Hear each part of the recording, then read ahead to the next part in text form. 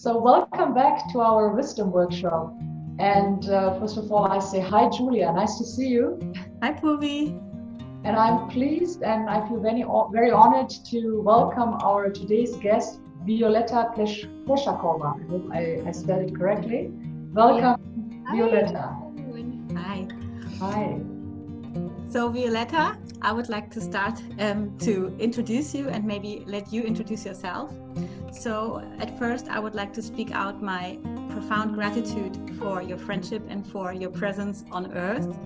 You call yourself a paradigm shifter, a spiritual mentor, an intuitive channel, and more other things. And I'm so very much intrigued by you as a person. I like your passion, I like what you do, and your courage to express yourself and your very belief to the outside world and how you live spirituality. And in these means, I would like to know a little bit more about your path through life up until today. How did your family, your upbringing, your surrounding world support you and influence you in the way you feel, think, and act by today? Thank you, Yulia. And I want to start by reframing and explaining why I live out spirituality in terms of my interests and in terms of my paradigm shifter self-presentation. I talk about it on social media, and this is also my work in the world. And I always think I'm speaking out not for myself, I'm speaking out on behalf of others. Because in our modern world, there are so many people who don't trust their voice, who are conditioned to fit into social boxes, who think and they have been brainwashed to believe that they must follow linear paradigms that society provides for them, that this is what they must do in their work, this is how they must do their personal life. And it feels so important for me to be a paradigm shifter in the way I live and start those conversations and also demonstrate by walking the talk that you can craft your own path and that life, in fact, is non-linear. So we all have a choice. We are co-creators of our existence. And to me, being a paradigm shifter actually started when I was very young because I have a very inquisitive mind. You know, as children always do, they ask why?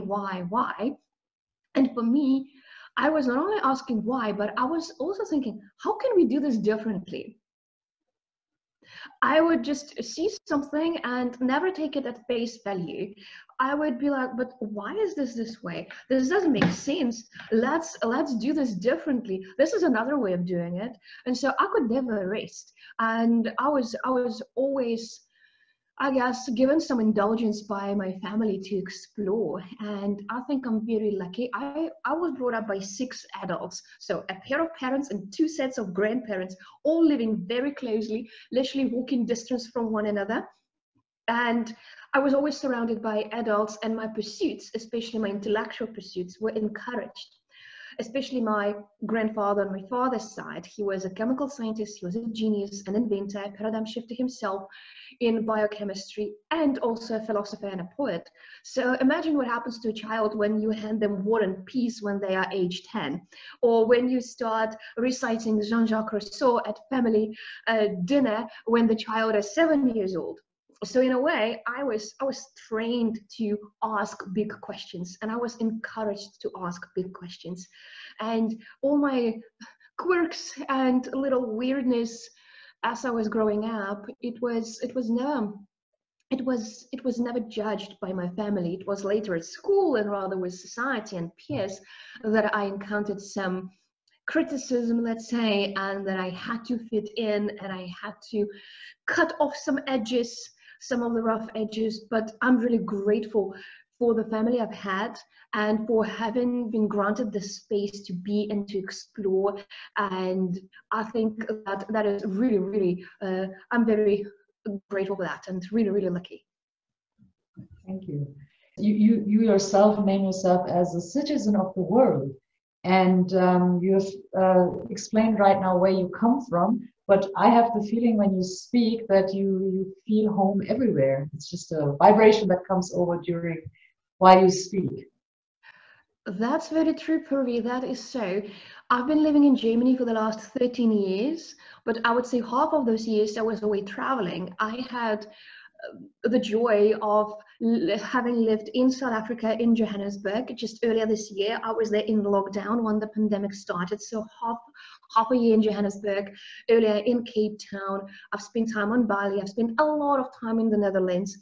And all of that has shaped me. So of course, I love going back to Moscow and to Russia, but anytime I go back or anytime I go anywhere, it's a little bit from the outside looking in, knowing that I never even wanted to come to a place and belong and blend in. Rather, I see myself as someone who is an amalgamation of many influences and many cultures. And I think I've met people like myself. I have friends who are like me, who are also citizens of the world. And I think there must be a separate state for people like myself, that we can be freed from the burdens of visa and residence permit and citizenship, just because I think for me, it's all about just realizing that yes, culture is important, but also seeing that we are all products of so many influences. And again, this is all about not being just boxed in one paradigm, but rather being open to all the influences and realizing that I think, and Yulia, maybe that's how you see it as well, that our planet is our home. Our primarily relationship is with the planet. It is directly with Gaia, and only then with society and its rules. And to me, it's always about, as long as I'm cultivating my relationship directly with Gaia, with the planet, I can be at home anyway. Because, you know, I go for a walk every morning in Berlin, and I thought the other day, yeah, but that's the exact same thing I do when I'm in Amsterdam, the exact same thing I do when I'm in Johannesburg or when I'm in Moscow. Why? Because I need to connect with nature. So what does it matter where I am? It will always color my experience differently, but primarily I want to have the relationship with life and with the planet. That's true.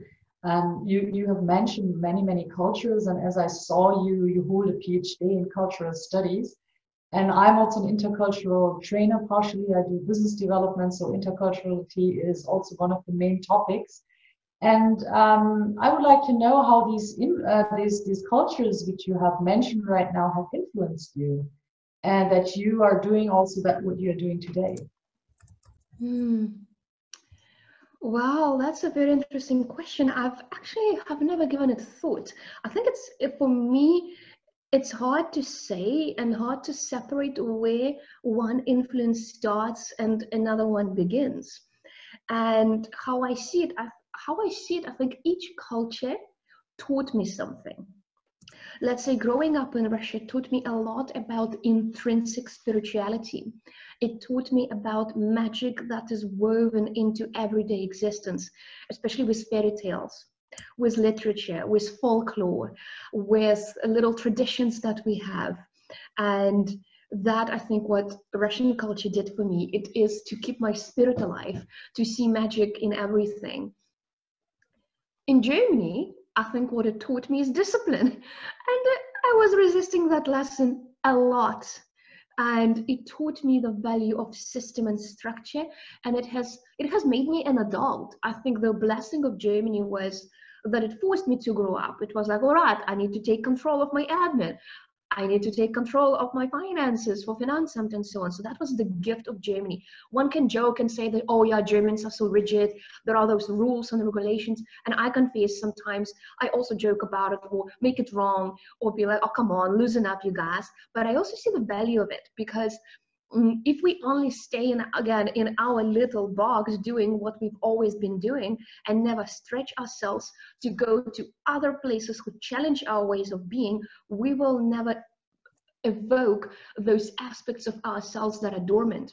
So that was Germany. Then I think South Africa taught me about being embodied and being in my heart. I've never ever met such lovely people anywhere.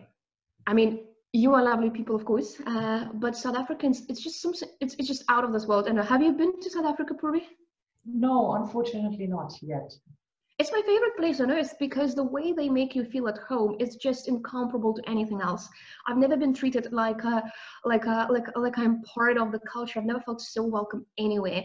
And they taught me about going going the extra mile for human relationships. That's what I learned from South Africans, the value of friendship and relationships, and really, really caring, deeply caring. So that was South Africa. It always felt like home. You know, my first trip to Cape Town, I get out of the plane, and that was 10 years ago. I get out of the plane, I walk into the airport building, and there is this advertisement billboard that says, "Welcome to the mother city. Your soul will remember having been here already." Wow. I mean, it's like welcoming with open arms, and I was so stunned. And yeah, it felt like I'm coming back to some mother energy. The Gaia energy is so strong. I felt like a flower plugged into very fruitful soil. So I think each of those cultures taught me something, and it also challenged me, and it also showed me that in a way, I think interculturally, it's not this juxtaposition between adaptability and having your strong core. I think all my moving around, especially the last 2 years where I've spent some time as a digital nomad and there was a lot of fluctuation and instability, it taught me that when the world is spinning, who are you? Do you have that strong inner keel, that strong inner pillar that is unchangeable? Can you hold on to that core and that center and not lose yourself while the world is spinning, which I think is a pivotal lesson for these times where the world is spinning, and I think it will only continue to spin fast and fast and fast in more crazy ways. And unless we learn to hold our core, we will lose ourselves so easily. And with that, am I rigid in my core? Am I stuck in my ways? Or am I open to the influences of the world as they're coming in to shape me? So that to me is that dance between knowing who I am versus being adaptable and being flexible. And this is explained so beautifully. And in this dance you talk about between cultures and between our inside and the outside world and everything, I would like to come back a little bit more to this term citizen of the world, because isn't this what we all are? And if we use this, doesn't it set the seed for spirituality and for the question, what is there beyond this world? Are there citizens of other worlds? So, but when we are on this planet Earth, living our life as human beings, feeling, speaking, acting, why would we bother considering the other ideas of worlds where we might have been before this life, or we might be living in the next life? So what is it all about? I mean, isn't it about living the moment in this world, as you say, being this resilient part while the world is spinning? So what is our purpose on this world, and how does it, Oh, that's such a divine question. I just love it. You know, in my line of work, I come across a lot of people who identify as star seeds. So they claim, and I mean, we have no way of proving it, right? We just have to trust it or just use the concept. They say, oh yeah, I'm not actually from Earth. I just come in to participate in this evolutionary movement. And many of them follow the so-called ascension principle, meaning you grow spiritually and eventually you leave this world and you no longer incarnate on Earth. And after having spent 10 years in the industry of personal development, I observe some systemic trends. And what I see is the tendency to disembody, the tendency to use concepts like galaxy, universe, soul past, past lives, reincarnation, to use those concepts as a way of spiritual bypassing, as a way of abdicating responsibility for building a happy, fulfilled, abundant life on Earth. So, from my perspective, I think it's very interesting to explore other worlds, and I can testify from my own experience. I work a lot with the Akashic records and channeling and stuff.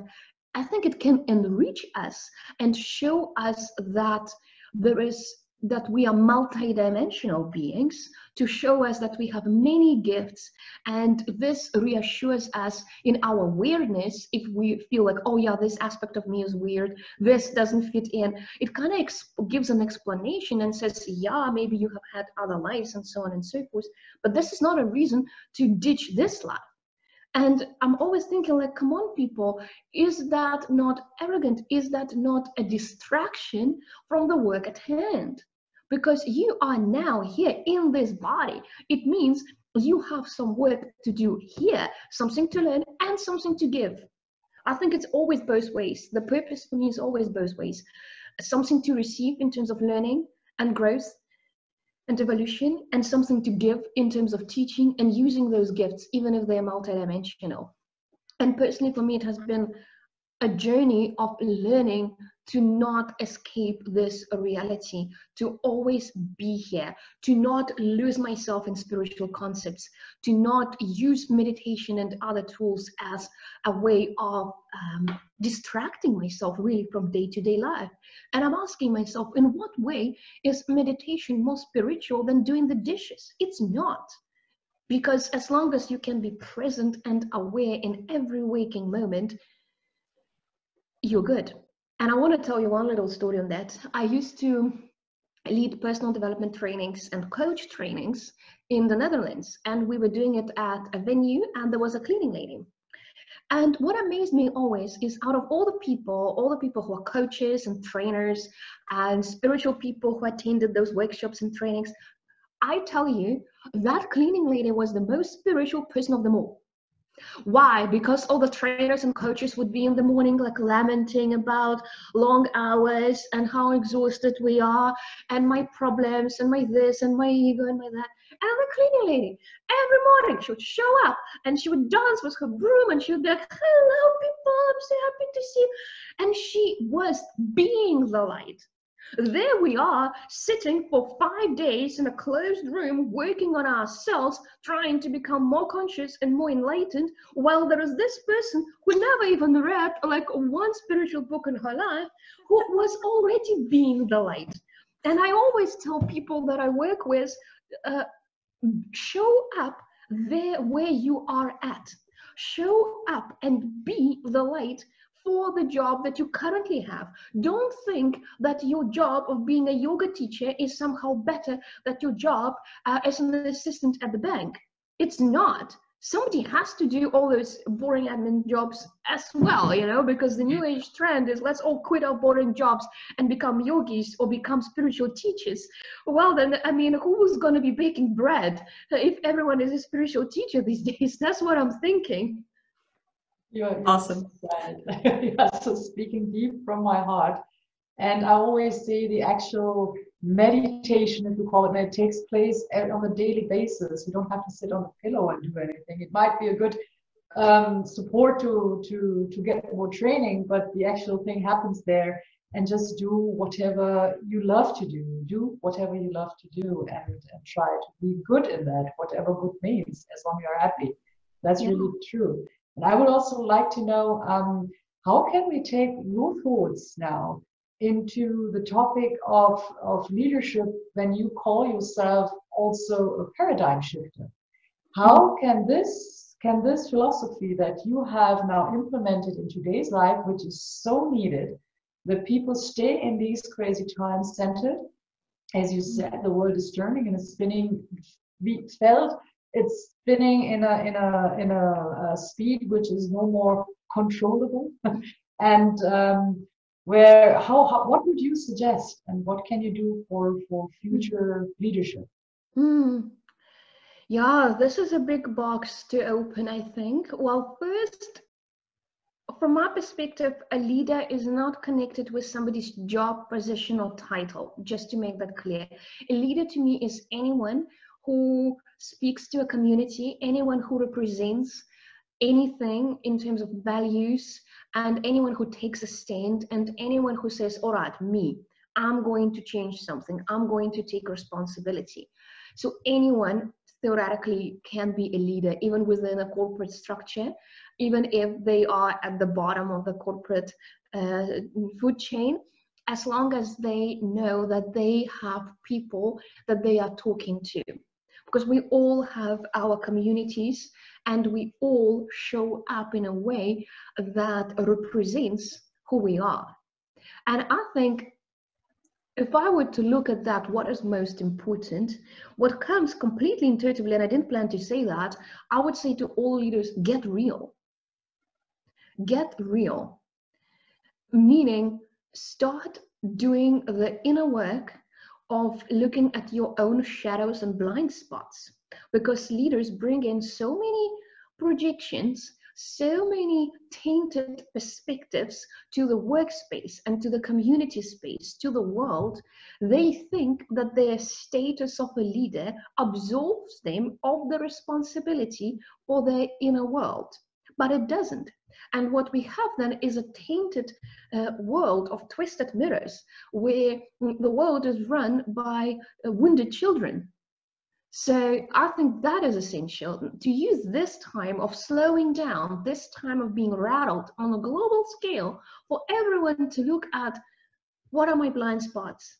What are my shadows? What are some of my incomplete wounded parts that I need to complete, such that I can be whole, such that I know that I'm bringing in pure space, that I'm not manipulating, that I'm not codependent, that I'm not, bringing in expectations, or I see there's a lot of codependency in leadership. There are a lot of leaders who have fantastic ideas, but who are not taking feedback. And I've experienced that personally, that people can be doing, even in personal development space, absolutely amazing work. They develop methodologies, or they have projects and concepts and so on, but they themselves surround themselves with codependent supporters who are not calling them out. And I think it's very problematic. I think there needs to be more realness and more openness and more inner work, and ultimately more consciousness. That is conscious leadership, which is a big buzzword these days. And to me, conscious leadership is about looking at yourself first and looking, where am I being still owned by my reactions, by my triggers, by my fears, and starting to get really honest about that, and doing this work and embarking on that inner journey, such that we can have more purity in the space. It's beautiful. I like to call this coming home, and finding the home within ourselves, and also tidying up our homes, tidying up our lives, and that we can encounter the world with as less noises from the outside world as possible. So I do this by the body, right? Yes. So how do you work if someone actually would come to you to support them in doing so? In my private practice, I work in a very intuitive way. So I have studied ontological coaching, so the classical coaching according to International Coach Federation, with all the regulations and so on. And then I have also studied energy work and past lives work. And I think, you see, this is also one of my paradigm shift moments.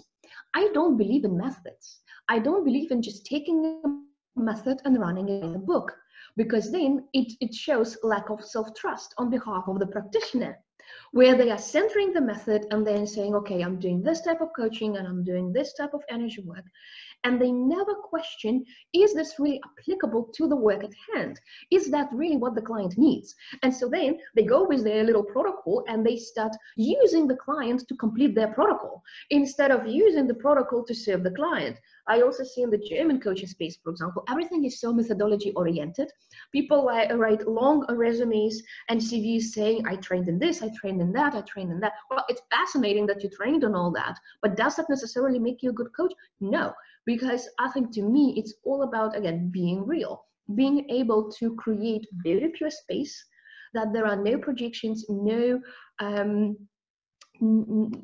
distractions, and then just really move with the client intuitively, looking, okay, what is the issue? What is the root? What do they really need? So to me, it unfolds in the moment, and there's a lot of just guided journeys where I take them on journeys. We travel into that metaphorical world where we do the work. We do a lot of energy work, and then we also do some strategy work too, depends. And to me, it's all intuitive and client driven with regards to what does the person need, and then I just pull whatever tools I have in the moment and support them with that. So I think there is just a lot of trust, and a lot of me having trained in many modalities and having worked with a lot of people, that gives me certain confidence. And I think the key is being non-attached, completely non-attached to how it's going to go, to what's going to transpire, and trusting that all clients that I encounter, to me, it almost feels like there is on some level already an agreement between us that I'm just making myself available as a vessel to help them, and they are doing the work. I'm just facilitating. I'm just catalyzing. I'm just holding the space so they can relax, and that they can download all the insights that are already in the making for them. And then, of course, I also love doing a lot of group work where I train people in using some of those concepts and train them in how to manage their energy, for example. I train them in how to trust their intuition. And I love doing trainings very much. And in my other business, the Firepower Group, which I co-founded in South Africa with an amazing business partner, Yvonne Johnston, who is a very experienced master coach. We do trainings, leadership development trainings, actually in corporate, where we do a lot of inner work, and we do business trainings as well, which is all about inner work. So they think they're coming to get trained in business strategy, but what we end up doing is talking to them about their shadows and blind spots, and giving them the space to inquire in a different way, because again, it's not about tools, it's not about methods, it's not about what you know, it's about who you are. It's very impressive what you were saying, and I totally go with you that just going after the book and going after the method is really something typical, and after that it's no more intuition, because we just take a book and try to follow that, and you get lost in actually the roots, and this is very true. What I hear from the beginning is when we started speaking about you are the world citizen, there are no boundaries, and so on. It's everything about connection. Connection to oneself. And once if you are connected to yourself, you are automatically, you know what it means to be connected to others. So are there some qualities that are needed or need to be developed, or which are already there, that maybe implement a faster paradigm shift? Or do you believe, because everyone says right now we need to change very fast because, for example, climate change, politics and economics, they have it in the hand to change something. And if we don't do that in the next 20, 30 years, we are no more going to exist, or no, in a very near future, in the next 1,000 years, the humanity is not going to exist. What would you suggest? Thank you, Purvi, for that. I've been thinking about that. I had a very interesting client session about that yesterday. And I think it's all about being willing to sit with the void. I will explain what I mean. In our current world, with social media and with technology, we are bombarded by distractions. And we all have developed coping mechanisms and numbing mechanisms that take us out of ourselves, out of our core, out of our connection with Gaia, and desensitize us to our own pain and to the pain of our planet. If we just look at why are we in the situation that we are currently experiencing? Because we have not been honest with with ourselves about what's going on. We have pushed it away and pushed it away and pushed it away with that, oh no, I'm going to deal with that later. Yeah, it's like, you know, those notifications on the laptop that pop up and say you need to restart your computer to install updates. It's like we have been always pushing, remind me tomorrow about the very necessary update of our collective consciousness and our collective blueprint that we have to install. And I think the reason why we have not been doing this work and have not been changing fast enough and now find ourselves in the space where we have to catch up is because we have lost the ability to be with ourselves and to be with the void. We are distracting ourselves. We always think that we need to be doing something. We are filling up our days with unnecessary activity. We are filling up our mind space, clogging it actually with a lot of input. People listen to gurus on YouTube instead of just sitting down in silence and asking their intuition, what do I know about this? What do I need to know? So people lost connection to their personal intuitive channel. They got plugged in and hooked onto external wisdom systems. And I think the way back is for us to stop distracting ourselves, to look at all the ways in which we have been numbing and distracting and lying to ourselves, and start stripping away layers of that onion. For example, less time on social media, less time on Netflix, less time with just busy work, and more time in nature with ourselves to live a simple life, to remove all those distractions, to come back to our own inner wisdom. And that to me is about getting real. It's catching up with ourselves. And with that, learning to be with discomfort, learning to be with the pain that then starts to resurface, or learning to be with the creative impulses that start to resurface, because so many people are just regurgitating all the old content, and they are regurgitating the same things that are going on in personal development industry, just under a different source.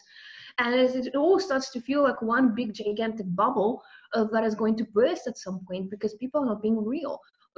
So I think people just clear your desk, clear your mind, come back to yourself, start talking to yourself, start talking to life, be present with your dishes, be present with your dirty socks, be present with your wobbly thoughts and inner anxieties, and just be with that. We need to rebuild our relationship with life and with ourselves.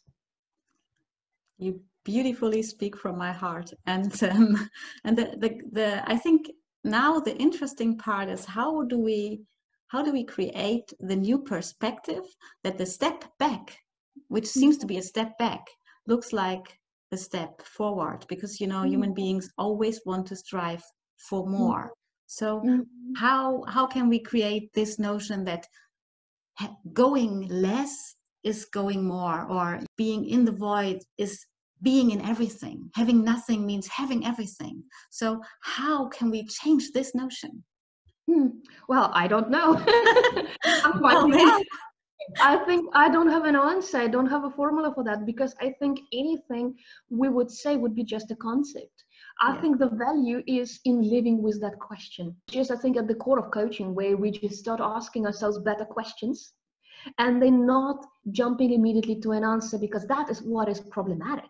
We ask beautiful questions, and then our answers come not from guidance, they come from the mind. They come again from our inability to be in the void of not having an answer yet.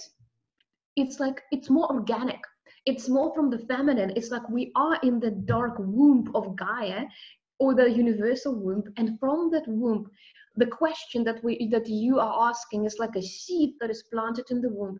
And then there is this gestation period of not knowing, but trusting that new answers are coming, and just nourishing it, being in that void, being in the darkness, and allowing the answer to transpire, allowing it to be born, not pushing it.